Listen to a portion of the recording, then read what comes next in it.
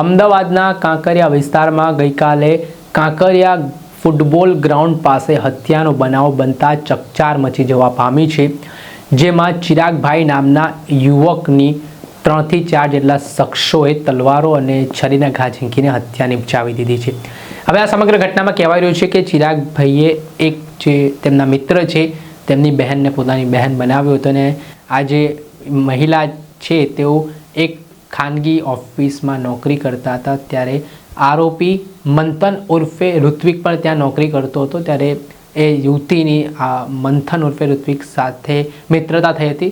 જોકે આ બાબતના સંદર્ભમાં આ જે મંથનની કરતૂતો છે તેનાથી આ જે ચિરાગભાઈ નામના વ્યક્તિ છે તે વાકેફ હતા અને તેમણે આ યુવતીને તેની સાથે મિત્રતાના કેળવવા માટે કહેવામાં આવ્યું હતું ને આને જ લઈને વિવાદ વકર્યો હતો। ત્યારે આ ઘટનાના સંદર્ભમાં થોડાક સમય પહેલાં વિવાદ બબાલ સુધી પહોંચ્યો હતો।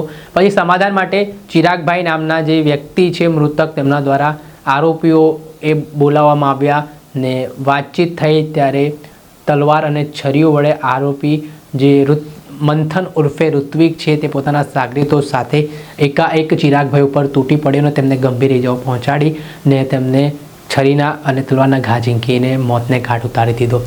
આ ઘટનાથી પોલીસ દોડતી થઈ હતી। આ મામલાના સંદર્ભમાં ડીસીપી ઝોન 6 ભગીરથ ગઢવીને માહિતી મળતા તેઓ સ્થળ પર પહોંચ્યા હતા। તેમણે શું પ્રાથમિક માહિતીમાં કહ્યું તે સાંભળો। સમગ્ર મામલો શું હતો? આજરોજ લગભગ 10 વાગ્યાની આસપાસ એક હત્યાનો બનાવ બન્યો છે। એમાં જે ડેડ બોડી છે એ ફૂટબોલ ગ્રાઉન્ડ જે કહેવાય છે કાંકરિયાની બાજુમાં ત્યાં મળી આવી છે। પોલીસ ઘટના સ્થળે પહોંચી ગઈ છે। અમે જે બોડી છે એને પોસ્ટમોર્ટમ માટે મોકલી આપેલ છે। હત્યાના જે બનાવ બન્યો છે એમાં જે ભોગ બનનાર છે એનું નામ ચિરાગ રાઠોડ જાણવા મળ્યું છે। હજી પ્રાઇમરી ડિટેલ્સ અત્યારે પોલીસને આટલી જ મળી છે અને આ ઘટનામાં કેટલા આરોપી હતા, કોણ હતા એની અત્યારે તપાસ ચાલુ છે। આસપાસના જે નજરે જોનાર કોઈ વ્યક્તિ હોય એને અને જે સીસીટીવી ફૂટેજીસ હોય છે એ બધાની અમે તપાસ કરી રહ્યા છીએ। જે પણ હકીકત મળશે એ મુજબ કાર્યવાહી કરવામાં આવશે।